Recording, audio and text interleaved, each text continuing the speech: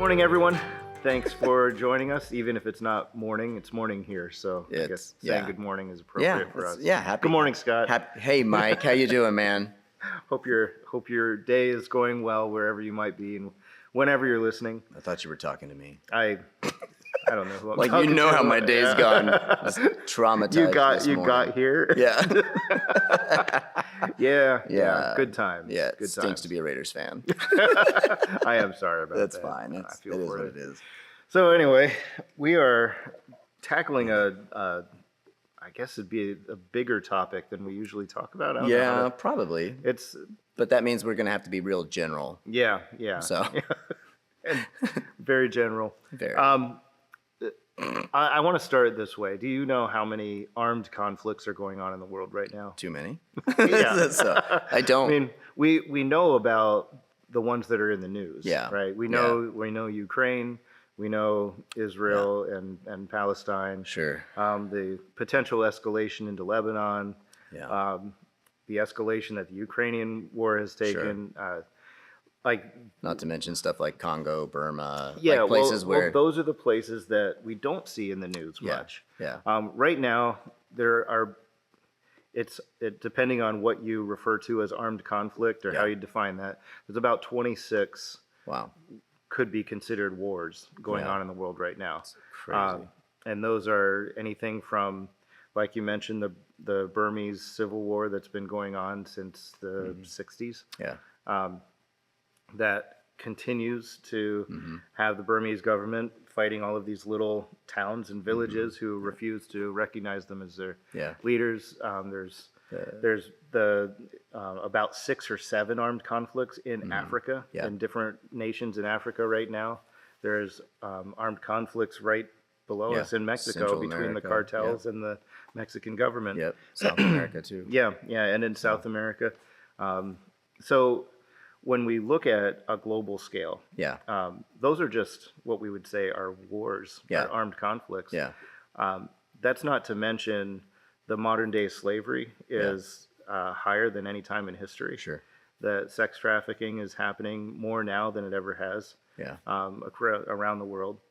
There are a tremendous amount of I would just say evil and chaos on an international in an international space. It is just covered with chaos and evil and bad things happening all over the place.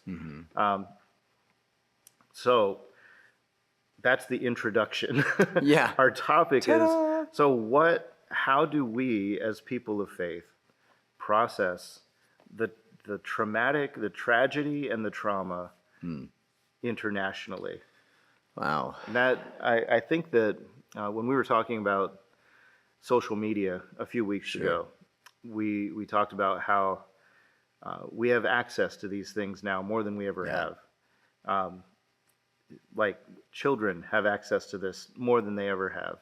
When you think about 100 years ago, even 50 years ago, like when I was growing up, I only heard about the stuff that was on the news if I was in somebody's house when they were watching it, or in the newspaper when somebody might have left it on the table. Pre-24-hour news cycles. Yes. I still remember that TV after a certain time, just basically the programming ended, and it was like paid commercials. After that, so there wasn't something. And I remember when 24-hour news cycle channels started popping up, and and suddenly the news was the thing that was on all the time. It was either the news or the weather channel. Yeah, and you go to a restaurant. And there's news.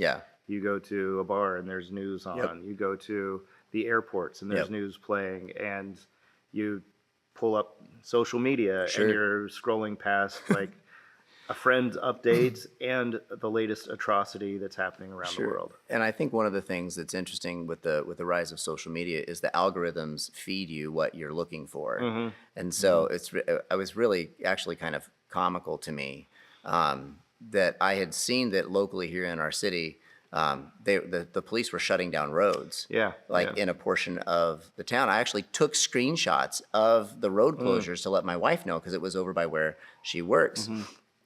And I just went about my weekend. We had our anniversary weekend at our church, and a big community barbecue. And so I went through the whole day Sunday, And it was the end of the day, and a friend of mine made the comment of like, "Oh, Zelensky," and I was like, "Wait, what?" And I had no idea that the president of Ukraine was in our city, Yeah. doing a tour where we're at, and I was like, "Wait, what?" And it made me think, oh, the algorithm, because I really try to be intentional about how I consume my news, the algorithm of my social media feeds didn't mention that he was in town. Yeah. Yeah. Or maybe that was on purpose. I don't know. But I also sit back and go, if somebody is following the news, if somebody is Yeah. following a lot of these types of things, then it's going to feed you more of that Yeah. information. And we've talked about it before that, like, all of a sudden when you start to realize and see all of the chaos in the world, and that is like a constant diet of things that's going on for you, like that it generates fear. Yeah. And so I think that was where our conversation about maybe it would be a good thing to talk about, how do we process when your news has an internationally tragic situation or traumatic situation that's going on. How do you process that from a perspective of faith? Yeah. Because there's a lot of times where even you look at it and it goes from a international to national tragedies, even in our own country with the rise in violence in and around schools and different things that are threats, to what's going on. And it's like, it's a very scary world out there. And so how should we respond to those things as Christians? Yeah. So I'm ready for your answers on all of that. I'm glad that you have given me an opening to answer all the questions. Yeah, well, that's the best way to do things is to give Mike an opening. Well, I feel like I need to be careful with my response to that. You should. You should. When I think about, I was thinking about last year when we're coming up on the year anniversary when Hamas invades Israel, takes 1,200 people hostage. I think it was that number. I know it was a high number. Or no, that there were 1,200 people that died in that, and they were going house to house. And I remember reading the stories that came out of that, and my first response was just anger. Just overwhelming anger at the atrocity that human beings can commit towards one another. But then I thought, well, this isn't new. Like, I've also read, you and I have been to Burma twice. So we have a kind of a deep connection to the atrocities that have happened in Burma over the years. My in-laws were missionaries in North Korea, and they told us about the atrocities that North Korea commits against its own people. And so when you peel back the layers, the facade of culture that just says, oh, everything's fine, just don't look over the fence, It's kind of like, just stay in your backyard, don't look over the fence, everything's okay, you're safe and secure here. And as soon as you peek over the fence, it's like, whoa, there's so much going on. And so I feel anger, and then I feel helplessness, because I feel like this is just, these are just horrifying things happening that I can't do anything about. And I think that, to me, that's kind of what it comes down to in our, maybe in our cultural psyche, is this constant barrage of, here's all the evil, you can't do anything about it. You just have to watch. You're just an observer. That's, I think, probably when you don't have the resources to deal with what you're seeing, either emotionally or even just physically, that's when you start to deal with the low-grade trauma that starts to build up. And I think it's that sustained helplessness that often puts us in a place emotionally where we feel just completely unable to respond. And I think you find yourself unplugging, and like all of a sudden it's like I don't even, you're just numb to life. Yeah, because you have no outlet for that emotion. Sure. Like, the way it's supposed to work is you have this emotional response. Yeah. You can assess that reasonably, using your intellect and reason and Yeah. rational thought. Where does that emotional response come Sure. from?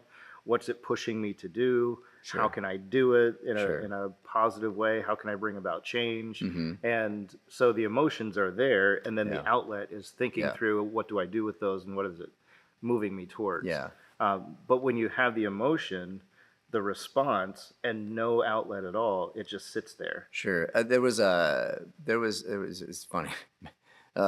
Back in the early 2000s, there was like a British sketch comedy show, and I don't really remember.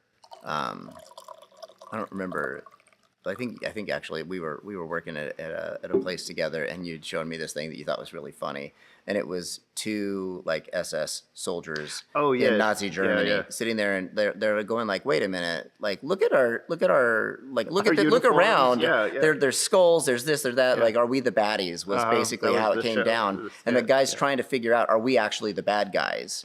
And I think there's an element to that when you just consider evil, that is going on around Yeah, us. You consider the wars that are going on. There's always more nuance underneath the surface than just what you get fed in the initial news broadcasts, yep. right? But I think as Christians, where we have to start being able to assess and look at things is understanding not only sin, but what does it mean to be good? What does it mean to like see God's goodness brought into those types of places, those types of situations? Because a lot of the things that we see contextually in the prophets was when God is condemning Israel or nations, it was because there was sin that was there. There was a lack of goodness. And what he's calling his own people back to is to be agents of good, of his righteousness, his kindness, his justice, his mercy as a response to their faith. And so how do we then engage in those situations? I think we've got to start with an awareness of like, this is traumatizing. Yeah. Like this is like you mentioned it just earlier, of all of a sudden we're sitting around and going like, I'm helpless. And oh look, there's another situation where I'm helpless. And so you find yourself sitting there and going like, well, I'm glad that's not me. Right? I'm glad I'm not the one that's there. I'm grateful that my family doesn't have to deal with that. But, from the international level, great. Yeah, I feel that. Yeah. But there was just a few weeks ago, there was another school shooting. Yeah. And I remember coming home and just hugging my son when he got home. Because all of a sudden it was like, you sit there and you're like, oh, that's uncomfortable. Yeah. And then just even a few, like last week, I think it was, maybe the week before, there was some threats going around that specifically named several schools in our area. And, my kids' schools were named. And I remember that you talk about feeling helpless. Yeah. Yeah. I grew up in a school, we had bomb threats when I was a kid, and it was usually somebody just was upset or like wanted to get out of school or something. And so they had pay phones around and they would call in a threat. It didn't happen all the time, but I remember 2 times, at least in high school, where, the school got let out early because there was some kind of threat, right? And so there's a desensitization to it.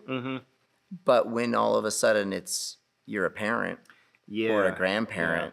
If it's happening somewhere else. Yeah. But then when you start to relate it to, this is a reality. Yeah. This could be a reality here. Yeah. Yeah. And so there's those degrees of like, I guess I'd say emotional safety or walls that we put up, and we're like, oh, that's over there. Yeah. Yeah. Right. Oh, that's. I feel bad. But that's over there. Yes. Right. Yeah. And so all of a sudden that feeling bad, but not able to do something, I think it develops or it nurtures like a learned helplessness. Yeah. And so then all of a sudden in the places where we can affect change, in the ways that we can try to do things to impact stuff. So sometimes we don't take advantage of that. Yeah. Right. Yeah. And so whether you look at even the changes in our society over the last 50 years, of addressing injustice or addressing inequality like with MLK and some of those things where he's speaking to like we need people that know to do good to actually do good. Yeah. Like not just to let it happen. And so so when you're dealing with those international situations, like I think you've got to understand it's a reality. Yeah. And you can't affect all of them. I think that's an important point to bring up, to camp out on for a moment Sure. here. That I read a book years ago. I can't remember the author, but the name of it was Good News About Injustice. And he was talking about how, in his position, I think he worked for the United Nations at one point, and he went into Rwanda in the 90s after the genocide there. And he described that, and it was just horrific. Yeah. It was an apocalyptic type of scene. And but one of the points that he made in that book was that we tend to kind of live in this facade as everything's okay. Yeah. And we just kind of move along as if everything's okay. And then when we hear stories about the genocide in Rwanda, or we hear stories about what's happening in Israel, between Israel and Palestine, and we hear stories about the atrocities of war in other places, it's so shocking to us because we live in this, we've created our own little world that says everything is good. Yes. The reality is not that. Yeah. I think that's what perhaps is most shocking to us as Americans, as Westerners, is everything is not good. Yeah. We've tried to create a society that that has a level playing field, that looks at justice, that believes in justice, that believes that has a moral framework, that has an ethical framework for us to treat each other well. There's a system in place. There's court systems in place that are supposed to kind of keep the boundaries on us. Like those are all things in American society that we can look around, and whether or not you think they're falling apart is not the issue. The fact that it exists is we kind of live in a society that looks pretty good. And we're shocked when things are not looking good other places. The reality, though, is this is an exception. When everything is working well is more the exception to the rule than the rule. Than the wars. The fact that there is evil and chaos in the world should not surprise us as followers of Christ. No, and that is super important to understand, is that when you begin to read Scripture, you begin to understand that, like, the reality of the human experience is one of back and forth, seeking the ability to not be conquered by someone else. Like there is a we will be the conquerors and not the conquered. And I know when you study history, I remember going all through school and realizing in high school we're just going from one war to the next. We're not really learning a lot of stuff that happened between wars. The wars are the bookends of history. And I think that's a real important thing to remember as well, right? Like obviously they say, history is written by the victors. And so you don't necessarily hear the other side, right? And so there's elements of the educational system that are trying to bring to light some of those other stories, but often those things are eliminated. Those stories, those things, they're either ignored or repositioned to provide a framework that makes you go, I feel better about myself. Whereas I think when you begin to realize this is the human condition of struggle. Right. I remember talking with someone that went into Rwanda after the genocide as well, and was talking about how the church responded there, and the difficult task of like looking at what is our identity as the children of God, as Christians, not just our tribal connections, our family connections,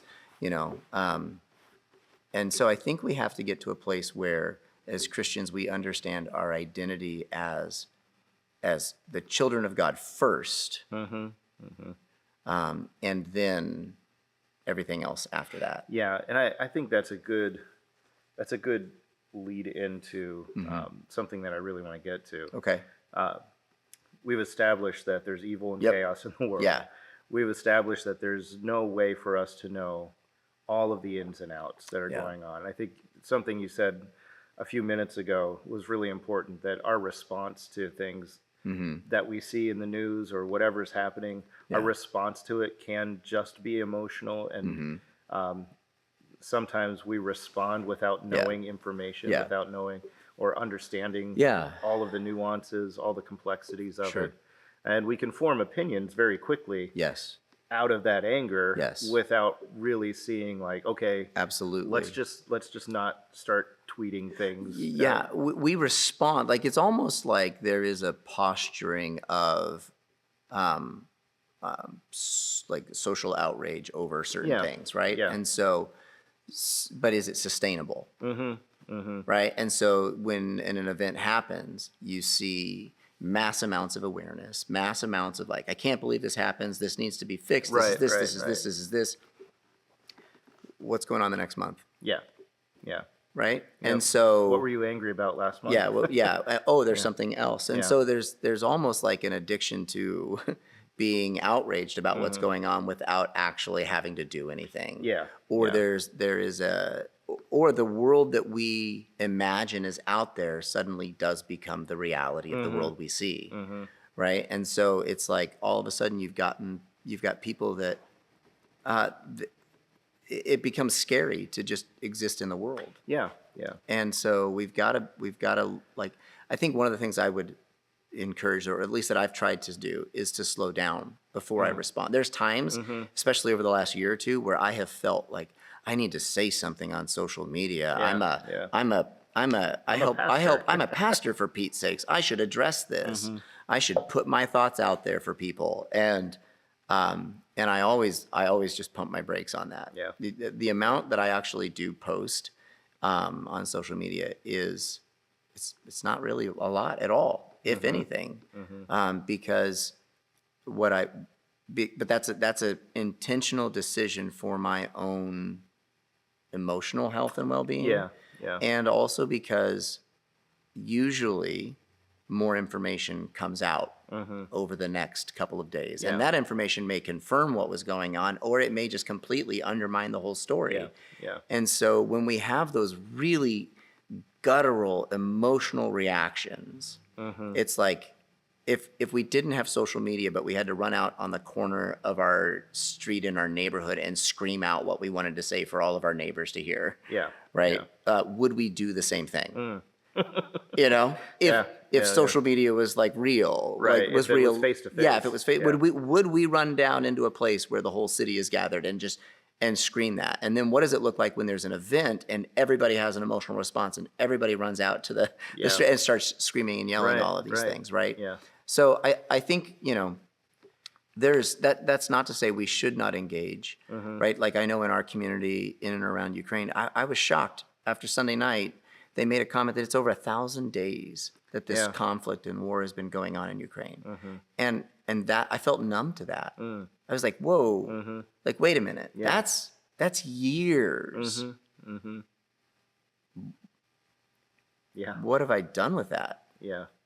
Yeah. Like, and what do you do with that? I mean, in our community specifically, there's people that are connected there. I have friends that are missionaries in Ukraine that have been, like, helping, like trailer people out of war zones to get them into safety. But what do I do with that? Like, how, like, so you do what you can, right? You advocate for certain things, but literally just being afraid or, I don't think that's necessarily helpful. Yeah, and I think that the anger responses tend to come out of, anger is a fear response. Sure. And so you feel like you need to do something. But I think that slowing down part is really, really important for us, because you have to be able to think rationally about You have to have a reasonable response. Yeah. And Doesn't mean the reasonable response doesn't include anger though either, yeah, right? right. It's very appropriate to be angry about some of the things going on. Yes, exactly. I think that that's a really important point. I'm glad you said that because we're supposed to be angry about injustice. Yeah, about evil. We're right? supposed Yeah. to be angry about evil. We're supposed to be angry when Yeah. people are killing each other. Yeah. That should make us angry. But I think so. The slowing down is the really important part. Yeah. I would add a second, a part two or Sure. number two on that is the picking sides Yeah. is really dangerous. Now, when we went to Burma and we could say there's a governmental system here that systematically commits genocide against its own, like the Burmese people, Yeah. but we went in and went, well, these are like, this is a tribal nation, you know, and there are different states here. Yeah. And so when you say the Burmese people, there's the Kachin people out here going, we don't want to be a Burmese, like we don't want to be part of the Burmese people. Yeah. So on one side, you could look at that and be like, these rebels out there are fighting against their government, and their government goes in and wipes out the whole village. Yeah. And then you say, well, wait a minute, what is happening? You know, what is the story here? Yeah. And if you don't have the story, then you just kind of pick a side and start fighting against it. You're just, now I'm angry at that side. And this is just like, and this is the danger of rough cut faith, right? Is because we're just thinking out loud, right? Yeah. But I think it would be really a beneficial thing for us to see people as people first, not nations. Right, right. Right? Because even in our own country, in a political system, you've got half of a nation that thinks one side is one way, and the other half thinks the same thing about the other side. And so to say, oh, the United States, well, okay, we're united because of the organization of a nation, but people not necessarily. Yeah. But as Christians, right, that believe our responsibility first and foremost is to God and His kingdom, right, and living that reality. Then our allegiance first and foremost is to God. And so, what does God call us to do? How does God call us to respond to our enemies? How does God call us to respond to those that persecute us? How does God call us to look out for and work for the good of others? Right. And so that needs to be the first thing. So it's that, don't rush into something. Like, and and you said, what was the second part? You said, don't slow down. Slow down. Don't pick sides. Sides. Don't let your anger pick sides. I think it's also a really important thing to understand, or to at least ask, why am I feeling this way? Like, what's going on beneath the surface? And that's probably something that comes up in most of our conversations, like that importance of being aware of what's going on in our lives at an emotional level. Right? Because there's some times where, like, I do not choose to have a steady diet of what is going on in the armed conflicts around the world. That is an intentional decision, right? Now, I intentionally also choose to read the news on a few things. I intentionally choose to do certain things, but I work really hard to guard how much information I bring in. Because can I really do something there? Or does it just nurture angst and fear and something else in my life that robs me of the peace, right? Now, that doesn't mean, and again, if you look at what does it mean to be good, what is it like in the way that God defines goodness, in His character, in His nature, at times that means that we can't just stand on the sidelines either. We do need to step into the fray. And in many ways that will look different for each person based on who they are, what their capacities and skills are. But I really do believe a lot of that begins with a calculated understanding of what's going on in the situation and in ourselves. And I think that to combine, like, go back to that picking sides and how it feeds into what you're talking about too. there's no doubt that there are occasions where there is an aggressor. Absolutely. And so not picking a side doesn't mean you don't recognize that one person is trying to take power of another. Yeah. Or one people Or is trying one- to take one power. Or government, one yeah. government's trying. So when you look at these conflicts, be it individual conflicts or international conflicts, there is a power struggle. Sure. One powerful entity is trying to impose their power upon another. Yeah. And I think that it is important to recognize that that's what's happening, Sure. no matter what it looks like. Yeah. And what we're called to do as believers, then, as followers of Christ, is to not pick sides because they're both human beings. To not start saying, well, I'm just for Israel, or I'm just for Palestine, or I'm just for Ukraine, or I'm just for Russia, or I'm just for this or just for that. To recognize that human beings are killing each other. Yes. And that's People destroying other people made in the image of yeah, God. people are destroying other people made in the image of God. And that's what we should be angry about. That's where our hearts should go. That's, as individuals, then that's our efforts should be towards peace Yeah. in those conflicts. Not saying, good, I hope one finishes the job. Yeah. I hope one entity totally dominates the other one. That's where the danger in that picking sides comes from. But when we can, as followers of Christ, to look at those conflicts and say, I don't wish anyone kills another person anymore. I don't want any more bombs dropped. Yeah. I don't rejoice when even when the underdog takes it to the aggressor. Yeah. I don't rejoice in that because people are dying. Yeah. And that's not the way it's supposed to be. Yeah. So how can we as individuals then move into a place of promoting peace Sure. rather than picking sides? Yeah. And it is that, like what you said, dovetailing in with what you said, is that nuance of recognizing what we're called to be and what we're called to do. We're not a nation that's trying to overtake anything. We're the kingdom of God that's trying to bring peace and always siding on the side of peace. Yeah, I think one of the things as you were describing that, the thought that came to my mind is we've got to stop being like spectators of atrocity. Like we've got to stop looking at, like, it's become entertainment. Yeah, it has. Because you can't do it, so you just watch it. And it's and what does that do to our hearts? If all we can do is just spectate and watch. Like I wonder, like, you know, I'll pull it into a maybe a smaller example, like the Colosseum and blood sport. Like what does it do to a people that just observes and spectates the slaughter of others? And how does that make God feel? Does God want us to just be angry about it? Does God, like, what does that look like?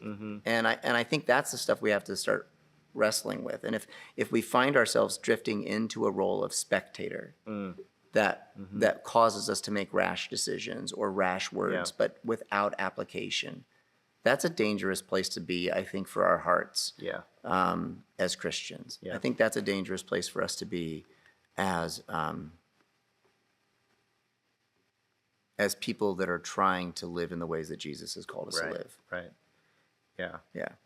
Yeah, because the spectator mentality it leads us back to what we talked about at the beginning, just to anger. Then to picking sides, like it's a football game. And then we're angry at the other side. We just lump everybody into that, and you know, at whatever those fans are, they just deserve to be destroyed. They just deserve. And we lose, when we become spectators, we lose the humanity in the opposition. It becomes like, oh, that's tragic, but And I think we should be people that are deeply connected to what's going on beneath the surface of our lives. right? Because that's where God is bringing about the transformation. Yeah. And I think, as Romans talks about, don't be conformed into the image of the world. Like, if our news feed is a Yeah. constant barrage of Yeah. things that you feel helpless with, Yeah. I think it's conforming us. Does that mean ignoring it? Good question. Because that's my fear. I always go back and forth. Sure. Because I look at world news. Yep. Because I feel like I need to know what's happening. But then my thought is, why do I feel like I need to know what's happening? Yeah. Why is it important? Maybe this will affect my life. Yeah. The conflict between India and Pakistan Yeah. doesn't affect my life at all. Yeah. I feel bad about it. Yeah. I feel like I can do nothing about that conflict.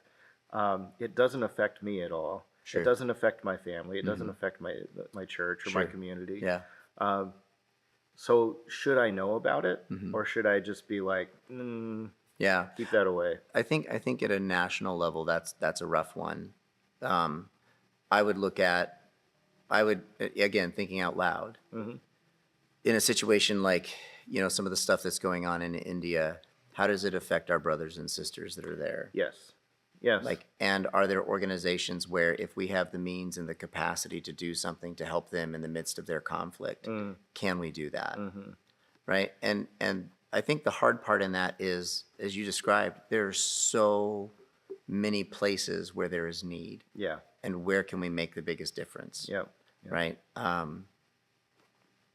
And so I think we've got to look at maybe how, where are those places that we resonate with, and what are the ways that what are the things we can do to help people that are there, in the midst of it, know they're not alone. Yeah. And to find, can we address it? Yeah. Can we not? Or do we just feel like we've got to consume more and more information to be aware?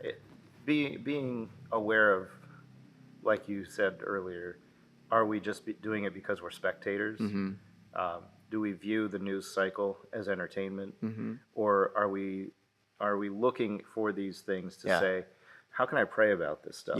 Yep. How are there organizations that I can partner with to start? That's good stuff. To start, giving some sort of aid. What are local chapters doing? What are people locally doing to help these things happening internationally? And really paying attention to how we use our energy in those realms, because I will feel a certain pull to something. Yes. And I think that is a good thing. But I can't feel pulled to everything. Yeah. I don't have the capacity to do that. Absolutely. So it's important for us, just you had already mentioned about examining ourselves, what's going on internally. Well, what do you, aside from just being angry at evil and chaos, what do you feel like as an individual, I'm going to put my energy into this space right here? Yeah. How can I do that? Who can I partner with? Yeah. And you may not have a direct impact on what's happening halfway around the world, but there are places locally that you can have a direct impact on how something is affecting that person right there. And I think it's important for us to be able to take the compassion and the desire to help somewhere else, and just come to recognize, okay, this is a response to atrocity.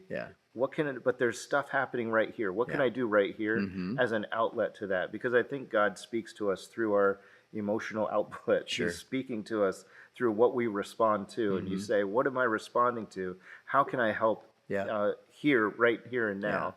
Rather than just sitting in your chair, scrolling through, just getting angrier and more helpless and more frustrated. There's an information addiction sometimes to stuff. That, I just had the image of it. It's like everybody's locked into the whatever is the spigot for information that they like most. And sometimes it just keeps them from actually putting feet on the ground where they can affect change.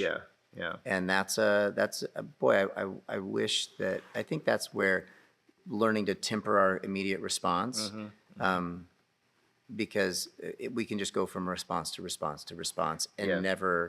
never really intentionally have our eyes aware to what's going on where we can do something. Yeah. Yeah.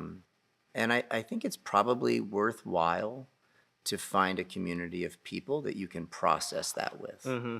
Right? I mean, I know in our friendship, we'll sit and we'll chat about, like, we'll see something and it's Yeah. like, man, Let's talk how does about that it. make you feel? Yeah. Like, you know, Yeah. and often at times it's like unsettled, like, you know, and even having conversations with people that feel unsettled of things that are so far out of their immediate control, Yeah. and being like, okay, I understand. Oh yeah, I get it. It's scary. The world changes all around us. Yeah. Where is it that our hope is in as Christians? Yeah. Where is it that our faith is ultimately? What's the foundation for the Yeah. reason we believe? Like, God's got us. Yeah. And that Yeah. doesn't mean we won't suffer. It doesn't mean there's not persecution, but it does mean that our trust is in the one that says we can trust him. Yeah.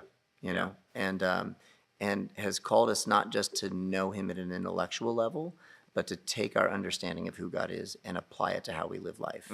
And we shouldn't be spectators of our faith, Yeah. and we shouldn't be spectators to chaos. Yeah. It's going to happen either way. So let's get into the game. Let's get involved in the process, and understand how it's affecting us. Yeah. You know. Yeah. Yeah. And I think that it can feel, our faith can feel very small in the face of international tragedy. Yeah. But it's not. And I believe that our faith is not small in the face of international tragedy, because our faith says that there is something bigger than even this. Yeah. That there is a time coming when all of this chaos is brought into order. Yeah. When all of this evil is finished. And we then, as individuals, are called to bring whatever piece of that future we can into the world around us. Yeah. So whatever order to the chaos that we can as individuals bring, then we bring that. Yeah. And that's living the kingdom. And that may be just in the relationships that we have, that may be just in our community, but it is a piece, it's an essence of that peace that is coming. And that's our hope, and that's what we can bring then into the world around us, into the reach that we have. Yeah. And if we all had that view, you know, imagine if every follower of Christ had this view that as far as I can reach, I'm going to bring peace into the chaos, into the evil that's around me. I'm going to bring joy. I'm going to bring compassion. I'm going to bring kindness to that. And it's in that collective bringing the kingdom into the world that we can actually affect change in the world. Yeah. And in the lives of individuals. Yes. Yeah. Yep. Yeah, that's good stuff. Yeah. Thanks, Well, Mike. I'm glad that we solved that problem. Ta-da! Yeah. So as heavy as this was, I think that there's we can end on a hopeful note, at least in recognizing that there is an answer to the chaos and the evil. Yeah, because God uses people to do that. Yes. Right? Yep. God has called us to be his agents of goodness. Yeah. Right. And we have to do it as a community. And that's what I would like to just end with. If you are looking at the world around you, and you're looking at the chaos around you, and you feel alone in it, seek out a community of faith that is seeking to bring that peace into the world. That this is not, I think one of the things that keeps me from being utterly devastated by atrocities going on is knowing that the church is called to be a community that brings change, a community that brings the kingdom into the world. And if you're feeling alone, it's imperative that you start looking at how can I join together with others in a community to start bringing this type of peace and this type of kindness and this type of love into the world. Because you won't be able to do it alone, but a community can do it. We watched well, in Scripture, we see a handful of disciples change everything. And I think that could happen again. That's good stuff. So if you're here with us, thanks for joining us. Thanks for listening in as we thought out loud on this very difficult subject. Yeah. If you want to contact us, feel free to leave a comment on the YouTube channel, or you can go to discoverthegrove.com. You can find us there, fill out a contact form there, and we will address any questions or topics that you would like us to address, or questions that you'd like us to respond to, even though we probably won't have good answers. We'll have an answer. Other than that, thanks for joining us again. We hope to see you next week. All right. Bye.